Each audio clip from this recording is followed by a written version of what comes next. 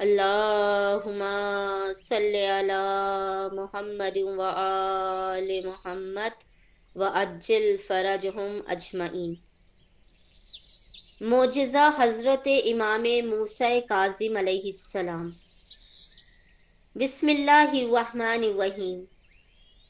شہر تالکان میں ایک ماہی گیر علی بن صالح تالکانی رہتا تھا۔ وہ روز صبح کو کشتی لے کر سمندر میں مچھلیوں کے شکار کے لیے نکل جاتا اور دوپہر تک جتنی مچھلیاں ہاتھ آتی ان کو بیچ کر اپنے بیوی اور بچوں کا پیٹ پالتا۔ ایک رات جب وہ بستر پر لیٹا تو ایسا سویا کہ وقت پر آنکھ نہ کھل سکی۔ بیوی کے بار بار جگانے پر بالآخر جاگ اٹھا۔ آنکھوں میں نیند کا خمار باقی تھا مگر کشتی لے کر روانہ ہو گیا۔ نیند کے سبب کشتی کے چپو ہاتھوں میں سنبھل نہیں رہے تھے۔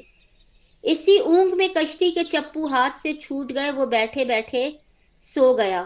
کشتی ہوا کے رخ پر بہتی بہتی ایسی جگہ پہنچ گئی جہاں سمندر میں بھنور تھا۔ کشتی بھنور میں پھنس کر چکر کھانے لگی۔ اس کے جھٹکوں سے آنکھ کھل گئی۔ کشتی بھنور میں دیکھ کر وہ بہت گھبرایا مگر فوراً چپوؤں کی مدد سے کشتی کو گرداب سے نکالنے کی کوشش کرنے لگا، لیکن کشتی اس قدر تیزی سے گھوم رہی تھی کہ جیسے بہت جلد ڈوبنے والی ہے۔ اسی جدوجہد میں چپو بھی اس کے ہاتھوں سے نکل کر سمندر میں جا گرے اور دیکھتے ہی دیکھتے بھنور کے زور سے کشتی کے دو ٹکڑے ہو گئے اور علی بن صالح تالکانی بھی سمندر میں گر گیا اور ہاتھ پاؤں مارنے لگا۔ اسی دوران کشتی کا ایک تختہ بہتا ہوا اس کے ہاتھ میں آ گیا اور وہ اس پر بیٹھ گیا۔ تختہ موجوں کے رحم و کرم پر بہتا ہوا چلا جا رہا تھا۔ دور دور تک خشکی کے آثار نہ تھے۔ 3 دن اور 3 رات اسی تختے پر رہا۔ تالکانی بھوک اور پیاس سے دم بلب تھا۔ اسی عالم میں سوچنے لگا کہ شاید میرا وقت آخر ہے۔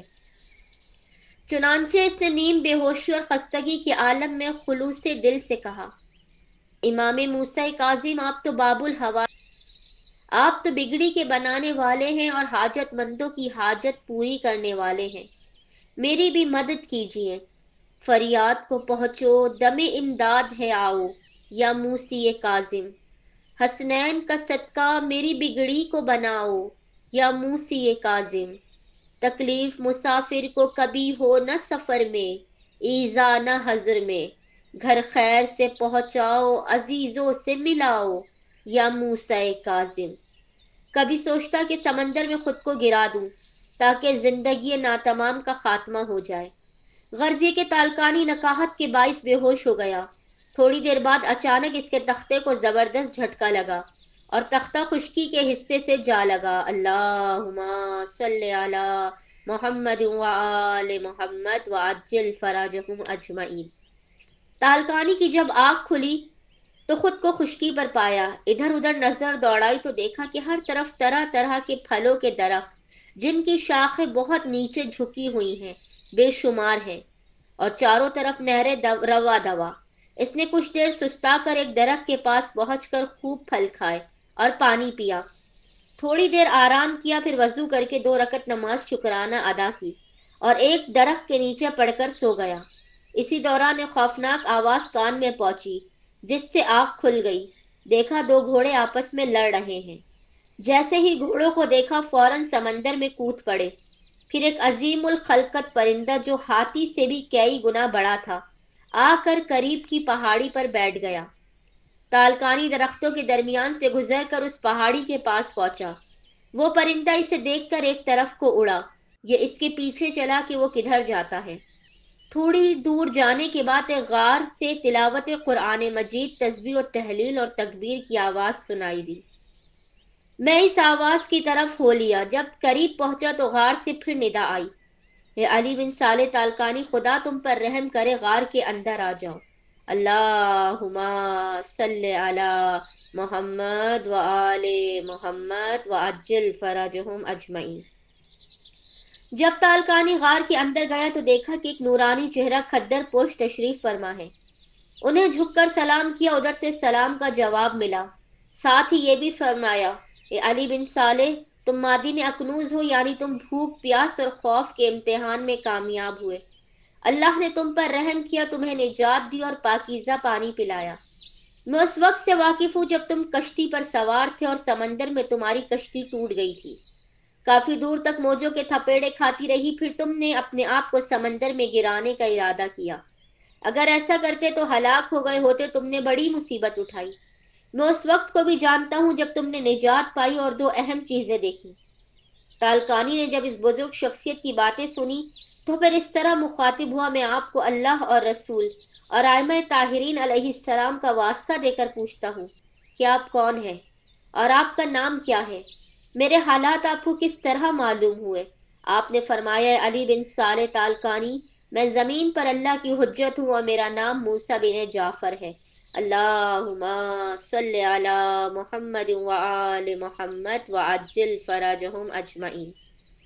پھر آپ نے فرمایا کہ تم بھوکے ہو؟ میں نے عرض کیا جی ہاں۔ یہ سن کر آپ نے اپنے لبوں کو حرکت دی اور ایک خوان نعمت رومال سے ڈھکا ہوا حاضر ہو گیا۔ حضرت نے خوان سے رومال ہٹایا اور فرمایا، اللہ تعالیٰ نے جو رزق دیا ہے اسے کھا لو۔ میں نے بیٹھ کر خوب سیر ہو کر کھایا، ایسا کھانا کبھی نہ کھایا تھا۔ پھر مجھے پانی پلایا جو ایسا خوش ذائقہ تھا جس سے قبل نہ پیا تھا۔ پھر آپ نے 2 رکعت نماز پڑھی اور مجھ سے فرمایا، اے علی بن صالح، تم گھر جانا چاہتے ہو؟ میں نے کہا بالکل۔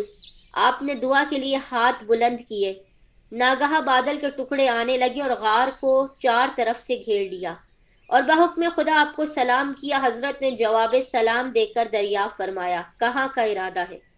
انہوں نے سرزمین کا نام لیا اور چلے گئے۔ تھوڑی دیر کے بعد ایک دوسرا ٹکڑا بادل کا آیا اور سلام کیا۔ آپ نے بات دینے جواب سلام پوچھا، کدھر جا رہے ہو؟ بادل نے جواب دیا، تالکان۔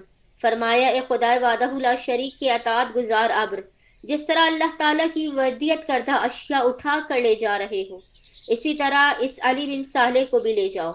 جواب ملا، بصر و چشم۔ پھر حضرت نے ابر کو حکم دیا کہ زمین پر برابر ہو جاؤ۔ وہ زمین پر آ گیا۔ آپ نے علی بن صالح کو بازو سے پکڑ کر اس پر بٹھایا اور حکم دیا کہ انہیں ان کی منزل تک پہنچا دو۔ چنانچہ بادل اور ہوا کے دوش پر چل پڑا۔ اللہم صلی علی محمد وآل محمد وعجل فرجہم اجمعین۔ بخدا مجھے کوئی تکلیف یا خوف متعلق نہیں ہوا اور شہر تالکان جا پہنچا۔ اے اللہ، جس طرح علی بن صالح تالکانی کی دلی مراد بطوفیل امام موسی کاظم علیہ السلام بھرائی، اسی طرح ہر مومن و مومنہ کی حاجت کو قبول و مقبول فرما۔ اللہم صلی علی محمد وآل محمد وعجل فرجہم اجمعین۔